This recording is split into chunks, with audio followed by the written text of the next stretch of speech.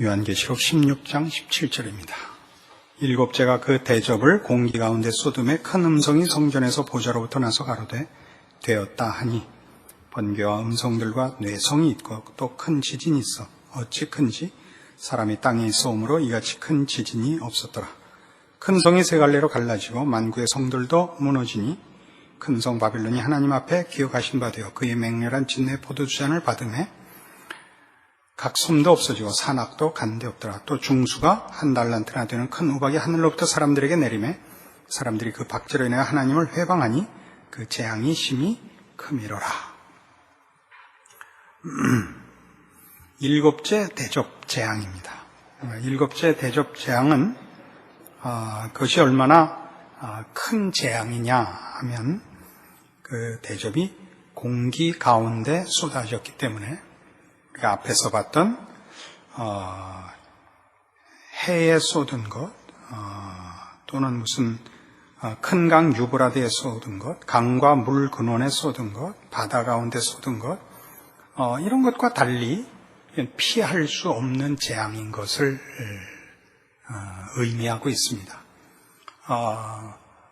물에 빠져 죽으니까 그럼 물에 안 가면 강가에 안 가면 되고 바다에 안 가면 빠질 일 없고 하는 것과 달리 모든 생물은 호흡을 해야 되고 공기 가운데 이 일곱 번째 대접을 쏟았다 하는 것은 이 대접의 재앙을 일곱째 대접의 재앙을 피할 도리가 없음을 말합니다.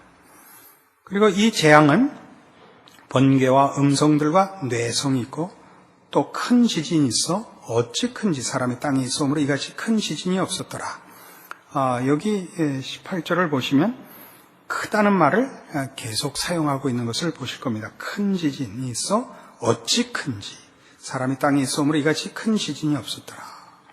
해서 이것이 이 일곱째 대접의 재앙이 그 재앙의 크기가 아주 심각하고 최종적인 것을 상징하고 있습니다. 근데 이 일곱째 대접의 재앙은 재앙의 그 크기와 범위와 또 피할 수 없음을 얘기할 뿐만 아니라 17절에 있는 바와 같이 큰 음성이 성전에서 보좌로부터 나서 가로되 되었다. 성전 보좌로부터 나온 음성이니까 아마 하나님께서 직접 하신 말씀으로 추측이 됩니다. 되었다 합니다. 그러니까 하나님의 종말의 진노가 온전히 임했다. 이제 됐다. 그런 뜻이죠. 그러니까 하나님의 진노의 최종적 그 재앙이 이 일곱째 대접인 것을 얘기하고 있습니다. 그렇다고 해서 이것이 마지막이란 뜻은 아닙니다. 여러분 잘 생각하셔야 되는 게 앞에 있었던 일곱 인이나 일곱 나팔이나 일곱 대접이나 지금 예수님의 초림 사건, 그러니까 예수님이 오셔서 십자가를 지시고 부활하사 승천하시고서 다시 오시는 때까지 전 이 신약 시대에 일어날 모든 하나님을 반대하는 세력과 이 세상의 죄악된 그 풍조에 대하여 하나님이 내리시는 재앙들을 설명하는 것이지 이 순서들이 꼭 시간적인 순서를 따른 것이거나 그걸로 인해서 우리가 마지막 때를 이렇게 순서적으로 이해할 수 있는 것들로는 의도되어 있지 않다라고 여러 번 말씀드렸습니다. 이 일곱째 대접이 의미하는 바는 하나님께서 종말의 끝에 하나님을 대적하는 무리들을 향하여 그 진노를 크게 적들을 쳐부시는 최종적인 큰 재앙을 임하게 하셨다라고 이해하는 것입니다. 왜 이것을 마지막으로 보지 않느냐면 마지막 심판은 이렇게 되어 있지 않습니다. 20장 계시록 20장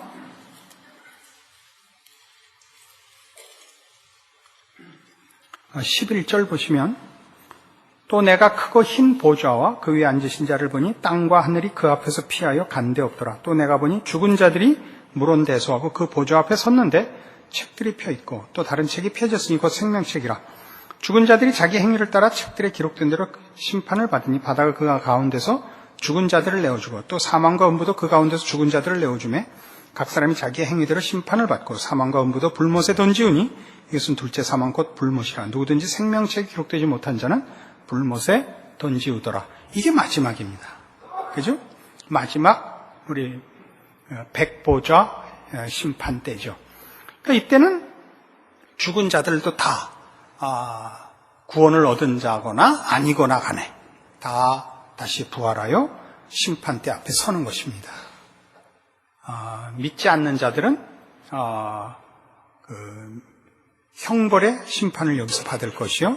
또 우리는 생명책에 기록된 자들은 다 구원을 얻을 것입니다.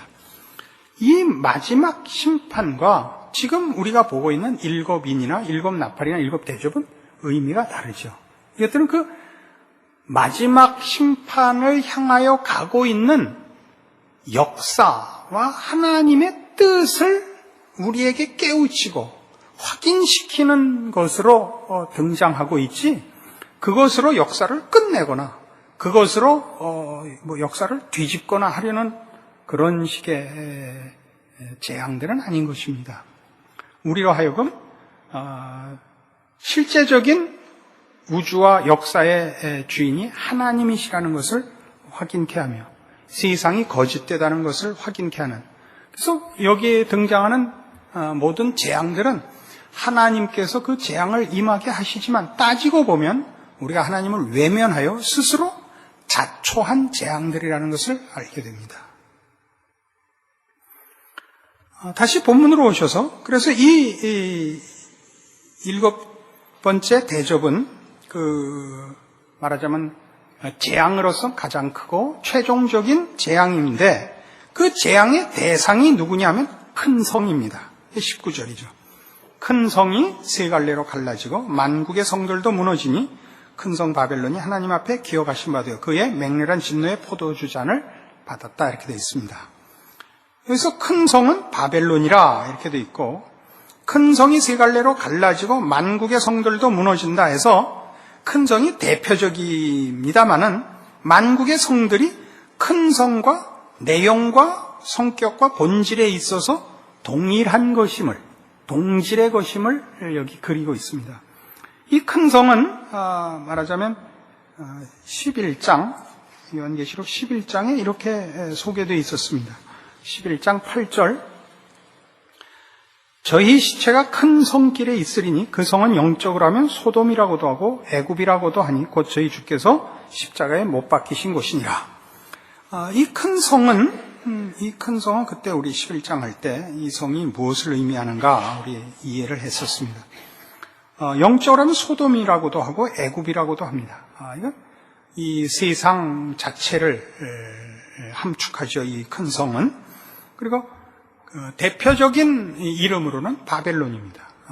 우리 지금 오늘 본문에서 본 바와 같이 큰 성은 바벨론입니다. 바벨론은 하나님을 대적하는 세력의 대표적 명칭입니다, 지금.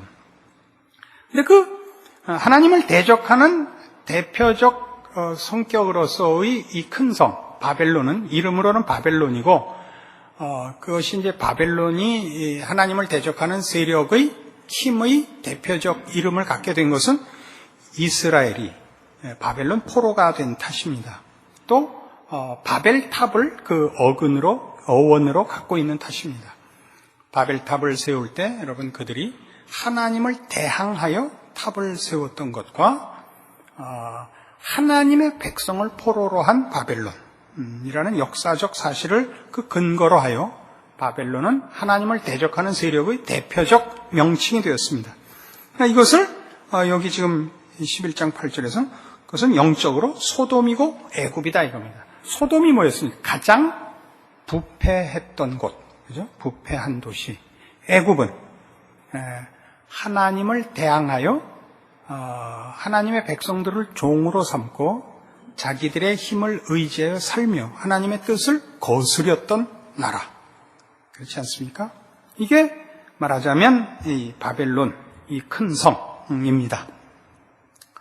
그러니까 만국의 성들이 함께 무너지는 것은 그 만국의 성들이라고 표현함으로써 큰 성이 이 세상의 어느 하나가 아니고 이 세상 전체를 대표하는 것이라는 뜻이죠. 그래서 만국의 성들이 무너진다는 것은 하나님을 대적하는 이 온 우주, 이 세상 전체의 세력들과 범위들을 의미하려고 이렇게 표현을 하고 있습니다. 그러니까 세상의 모든 문화, 정치, 경제, 사회 이런 것들을 포괄한 세상적 정신, 세상적 세력, 세상적인 힘 이런 것들을 다 포함하여 이 하나님의 일곱째 대접의 재앙의 그 목적물이 되어 이 재앙을 받게 되는 것입니다. 이 바벨론의 멸망, 바벨론의 파멸에 대해서는 17장과 18장에 걸쳐서 이제 다시 한번 더 자세히 설명이 되어질 것입니다. 21절에 가시면 본문으로 돌아오셔서 또 중수가 한 달란트나 되는 큰 우박이 하늘로부터 사람들에게 내리며 사람들이 그 박제로 인하여 하나님을 회방하니 그 재앙이 심히 크미로라. 아까도 설명했다시피 이 일곱째 대접 재앙이 아직 마지막이 아닌 것은 아직도 이 재앙을 받는 자들이 하나님을 회방하고 있습니다. 마지막 심판의 자리에서 어딜 회방을 하겠습니까? 마지막 선고를 받고 마지막 이제 집행을 받는 자리에 가면 회방을 할 틈이 있나요? 여기서는 아직 회방을 하고 있습니다. 그것만 봐도 이것이 최종적인 것은 아닙니다. 최종을 향하여 나가고 있죠. 근데 여기 중수가 한 달란트나 되는 큰 우박이 등장하는 것은 이 우박이 지진과 함께 하나님의 최종적인 심판의 방법, 재앙의 무기로 성경에 등장하기 때문에 그렇습니다. 에스겔 38장에 가보겠습니다.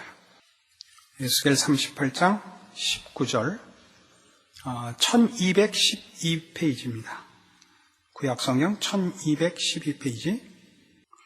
내가 투기와 맹렬한 노로 말하였거니와 그날에 큰 지진이 이스라엘 땅에 일어나서 바다의 고기들과 공중의 새들과 들의 짐승들과 땅에 기는 모든 벌레와 지면에 있는 모든 사람이 내 앞에서 떨 것이며 모든 산이 무너지며 절벽이 떨어지며 모든 성벽이 땅에 무너지리라.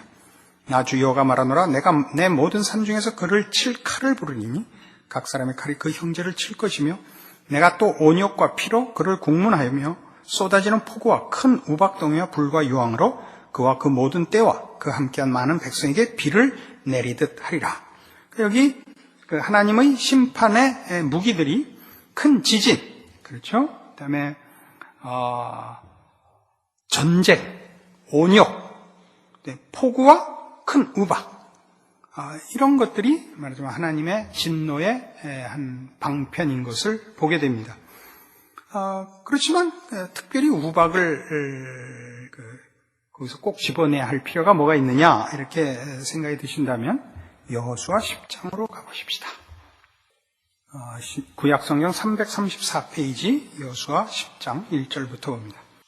여호수아가 아이를 취하여 진멸하되 여리고와 그 왕에게 행한 것 같이 아이와 그 왕에게 행한 것과 또 기브온 거민이 이스라엘과 화친하여 그 중에 있다함을 예루살렘 왕 아도니세덱이 듣고 크게 두려워하였으니 이는 기브온은 왕도와 같은 큰 성이며 아이보다 크고 그 사람들은 다 강함이라.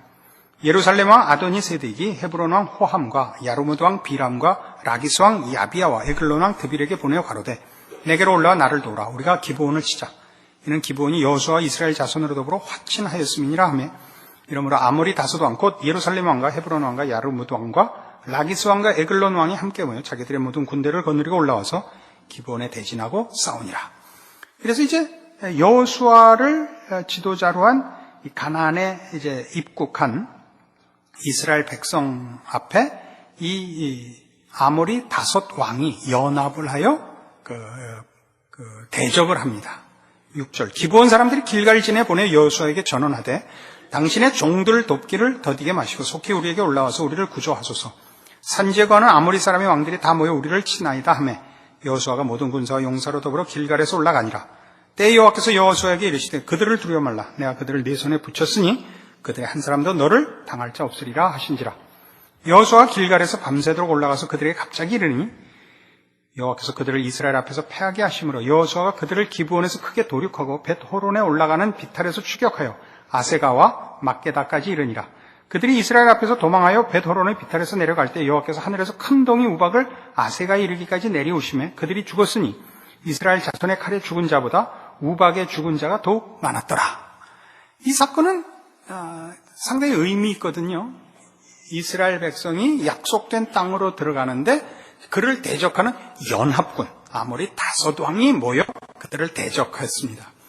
이스라엘 백성을 대적하는 건 하나님을 대적하는 것이고 하나님은 그래서 그들을 이스라엘 손에 붙이셨는데 이스라엘 군사의 손에 죽은 것이 아니라 하나님이 도망가는 저들에게 큰 우박을 내려 저들을 치셨습니다. 이런 것들이 말하자면 지금 이 요한계시록의 설명들이나 등장하는 내용들의 그 구약적 배경을 갖고 있기 때문에 우리가 그 의미들을 그냥 계시록만 놓고 문자적으로 생각을 해서 마지막 날에는 꼭 지진이 나고 꼭 우박이 떨어지고 이런 식으로 따질 문제가 아니라 무엇을 의미하려고 하느냐라는 대로 가야 합니다. 이 계시록을 문자적으로 해석한 책들이 시중에 많이 있기 때문에 여러분 보신 분들이 있으실 텐데 예를 들면 역사상 큰 우박이 떨어진 사건들을 모아놨거나 계시록에 나타나는 재앙들과 그 비슷한 그런 불비가 왔다든가 이런 것들을 그 책에 기록해서 호기심을 자극하는 정도가 아니라 성경을 보는 눈을 그렇게 붙잡아 놓을 수 있기 때문에 이런 것들은 경계해야 합니다. 종말에 관한 이해들은 계시록이 장래일을 내다보는 것을 하나님의 뜻을 내다보고 있고 하나님의 그 약속하신 결국을 내다보고 있는 것이지 장면을 내다보고 그 드라마의 그 스토리들을 이렇게 우리에게 외우게 하거나 시간표를 가르치려고 의도하고 있지 않습니다.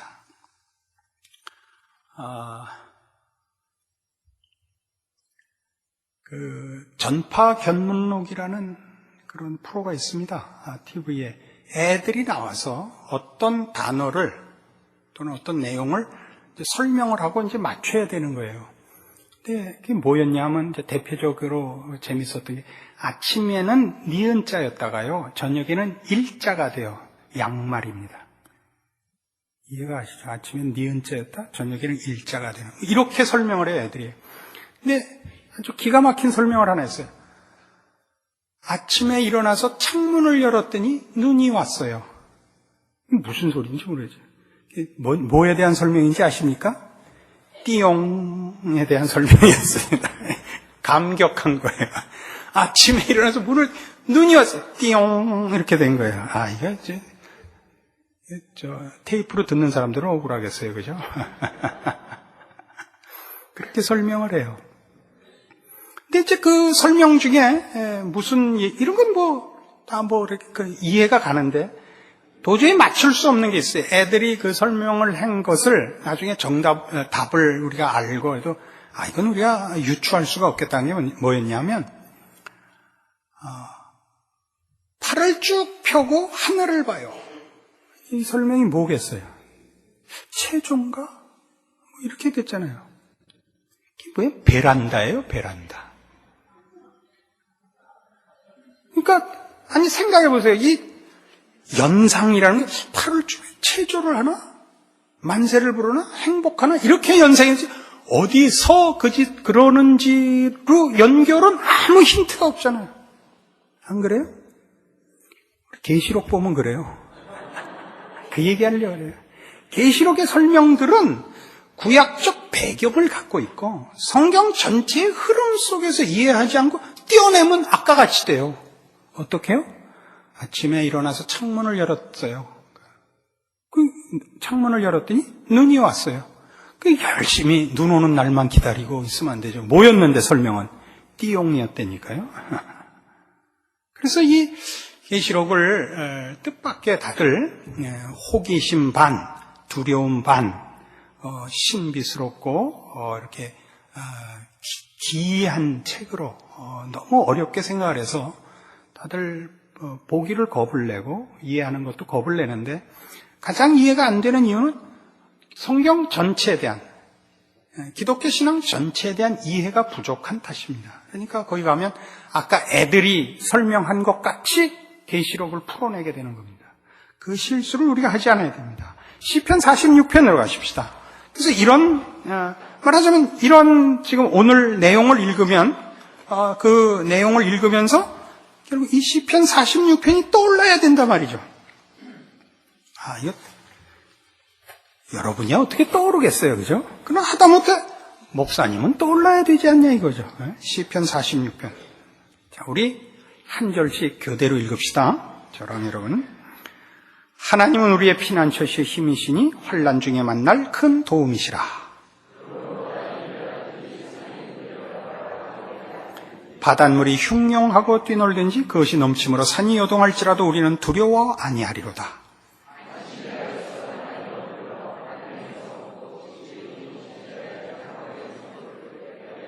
하나님이 그 성중에 거하심에 성이 요동치 아니할 것이라. 새벽에 하나님이 도우시리로다.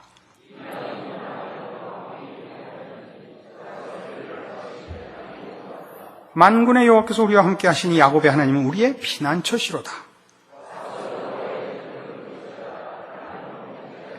저가 땅끝까지 전쟁을 쉬게 하시며 활을 꺾고 창을 끊으며 수레를 불사르시는도다.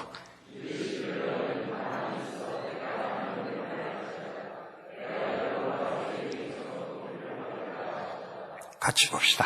만군의 여호와께서 우리와 함께 하시니 야곱의 하나님은 우리의 피난처시로다. 우리 오늘 본 본문 전체 내용이 여기 녹아있죠. 안 그래요? 2절 보세요. 땅이 변하든지 산이 흔들려 바다 가운데 빠지든지 바닷물이 흉흉하고 뛰놀든지 그것이 넘침으로 산이 요동할지라도 우리는 두려워 아니하리로다. 그죠? 아까 섬들이 간데없고 산이 다 없어졌어요. 그럼 우리는 놀랄 일이 없죠. 5절 하나님이 그 성중에 거하시며 성이 요동치 아니할 것이라. 새벽에 하나님이 우리를 도우시리라. 이방이 혼하며 왕국이 동하였더니 저가 소리를 발하시며 땅이 녹았도다. 우리 오늘 읽은 오늘 본문 그대로가 여기 녹아있다고요. 만군의 여호와께서 우리와 함께 하시니 야곱의 하나님은 우리의 피난처시로다. 10절 이르시기를 너희는 가만히 있어 내가 하나님 됨을 알지어다. 내가 열방과 세계 중에서 높임을 받으리라. 그렇죠? 우리는 하나님의 높으심과 하나님의 영광이 드러나는 일이 우리에게 왜 연결이 돼요? 우리는 그의 사랑을 입은 그의 백성이니까. 하나님의 승리와 나타내시는 영광은 다 그의 백성들에게 은혜와 복이 되시니까. 우리가 이 계시록을 읽으면 성경이 설명하는 종말을 따라가 보면서 확인하는 게 뭐예요?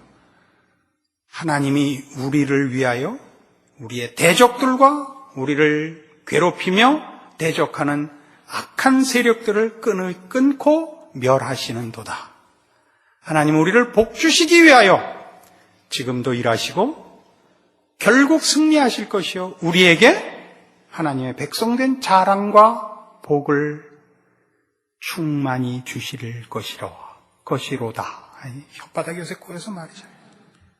이게 계시록의 초점이요, 중심 내용이요, 우리를 인도하는 약속들입니다. 기도하십시다. 하나님 아버지 은혜를 감사합니다. 하나님이 우리 아버지시니 이 세상이 우리를 어찌하겠습니까? 하나님께서 하나님 되심을 저 옛날 노아 홍수 때 애굽에서 하나님의 백성들을 꺼내실 때 그 아들을 보내어 십자가에 못 박으실 때 우리를 불러 하나님의 자녀를 삼으실 때 명명백백하게 우리에게 알리셨습니다. 하나님께서 그 아들을 우리에게 주셨으니 그 아들과 함께 무엇을 더 아끼시겠습니까? 땅이 요동하며 바다가 춤을 추며 성벽이 아무리 높은들 어찌 하나님이 사랑하고 보호하는 그의 백성들을 만질 수 있겠습니까? 이 약속과 믿음으로 하나님의 백성된 신자의 길을 충성과 자랑과 승리로 주 앞에서 살아가게 하시옵소서. 예수님 이름으로 기도합니다. 아멘.